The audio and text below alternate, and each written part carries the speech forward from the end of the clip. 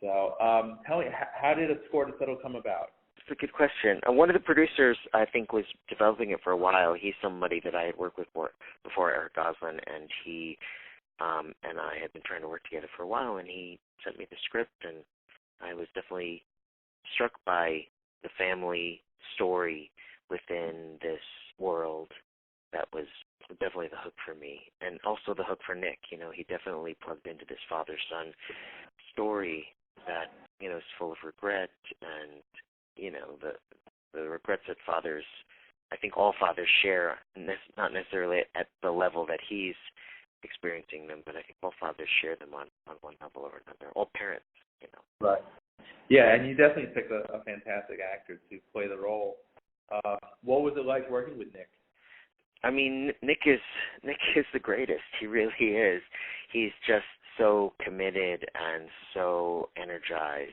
He's like the first person on set, and you know, he just comes on set ready to work. You don't have to like coax him out of his trailer or anything like that. He just has an enthusiasm that is contagious, and he's Nick Cage. I mean, you just can't. He's Nick Cage. It's kind of like all you need to say, really.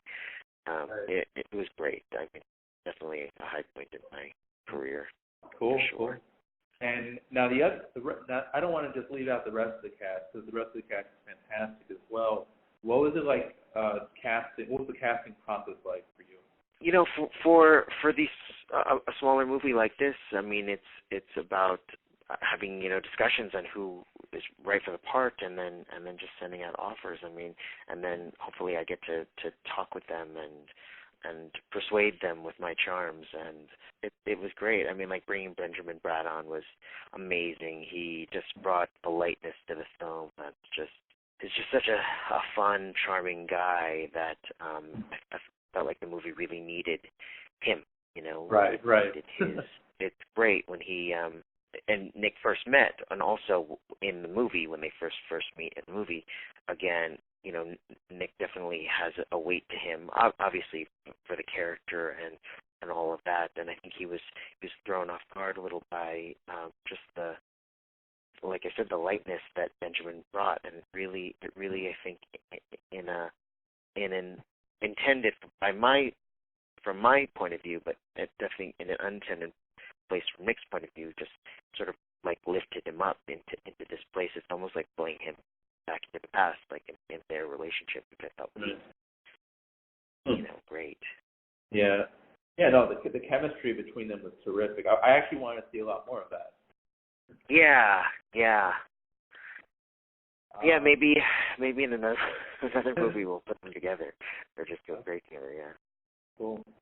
Now, what about the casting for Joey? What was that like? Did you have a bunch of just young actors to look through?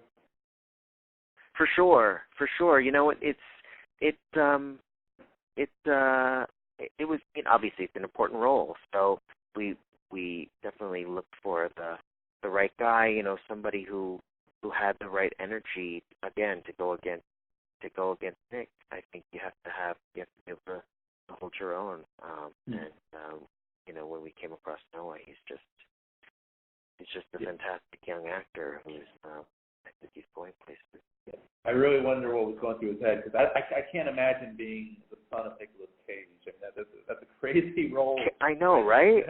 Totally. It's just I think I'd be sweating buckets for sure, especially just, you know, showing up on set the first day. I'd probably be forgetting lines. I mean, honestly, it must be pretty amazing. Yeah. Awesome.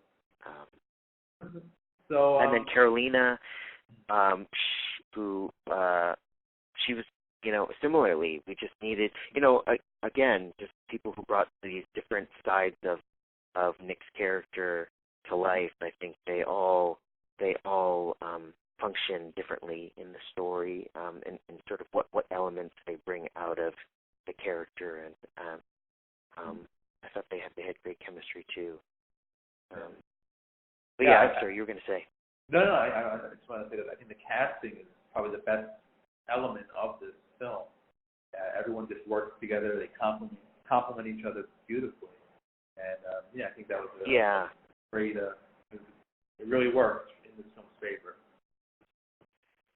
Yeah, thanks. Yeah, they really hit it off camera too, which I think probably helps in that. Yeah. Just yeah. So that actually brings me to another question. What was the mood like on set? Was it relaxed? Was Nick joking around a lot? Like, what was it like? Nick's a really focused actor too. So it's funny that it's interesting that when he's got heavier days, and there's a lot of heavy days in terms of the subject matter of scenes that he tends to stay focused in a mood per se, but on fun days, like when they're driving around in the Corvette and doing donuts and stuff, which Nick is driving for, you probably see. Of course, he knows how to drive a car like that, and he's just excited. So.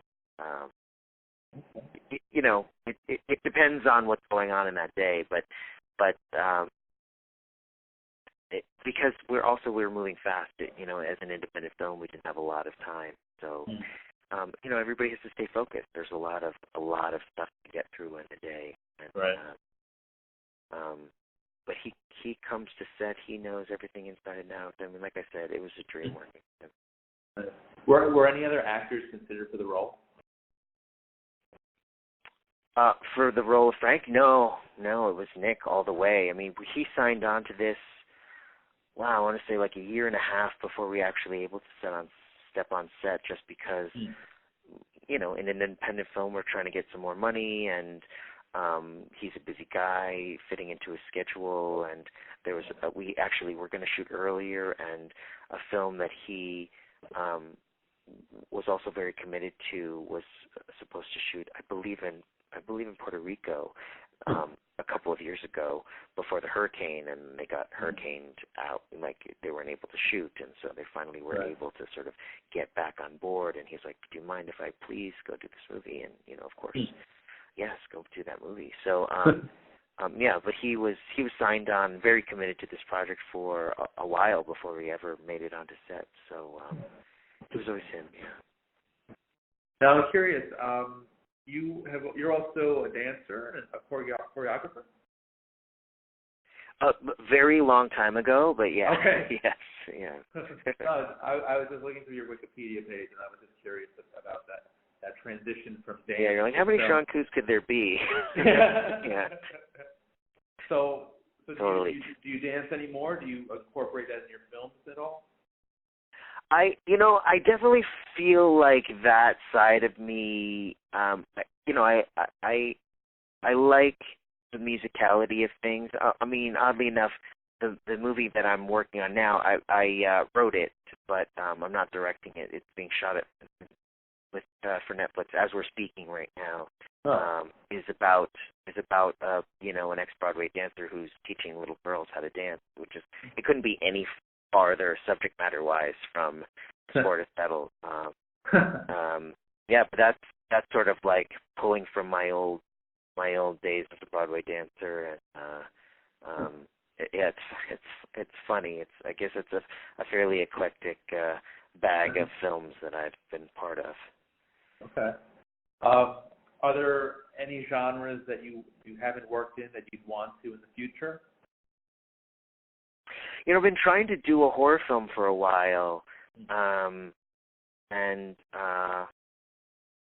so yeah, if you know of one, I've been trying to do one for a while. I'm fascinated by the genre, and if a movie can make you feel something, be it sadness and joy or fear, I mean, I think it's a pretty exciting medium. So yeah, that's definitely something I wanted to. Would you have Nicolas Cage in mind for that potential horror film? Wouldn't that be great? Yeah. Did you see Mandy? I did. I mean, not that I would consider Mandy necessarily horror. I mean, I guess it is. I don't know what they would officially call the genre, but I mean, that was just it was just a something trippy, else. So just a trippy horror thriller comedy, I guess you would call it. yeah, it's like a horror thriller. There's definitely comedy and like it's definitely an art film. I mean, there was like a lot of genres pushed in there. I mean, I think he just he was so great. And that he invited me to the premiere in here in LA, and I hadn't seen it. I hadn't actually even heard much about it. I guess because we're so busy shooting our film, right? When all of that was happening at the festival. What is going on? That's pretty, yeah. Thank you. So obviously Nicolas Cage has had an expansive career since the early '80s. What are some of your favorite Nicolas Cage movies? Oh wow! I mean, there's something about Raising Arizona that I just. It's one of those things when it's on TV, I just have to watch it. Okay. I mean, I don't know. It's so great. I mean, you know. I love Bringing Out the Dead. Bringing Out the Dead is incredible. Yeah. Yeah, I mean, you know, there's so many movies. You can't even. Adaptation is so great. I just love, you know, I like when he can mix his sense of humor with his, you know, with his dramatic skills. Yeah, I mean, it's just so, you know, an actor I think who's both funny and like a skilled actor, like a really good actor. I think they're fewer and far between, and I just love that. I mean, I love sense of humor, and I just like the breadth of a person, you know. Yeah. I just wanted to see more of that wacky, zany Nick Cage fury in this movie, but maybe that'll happen in the sequel. yeah.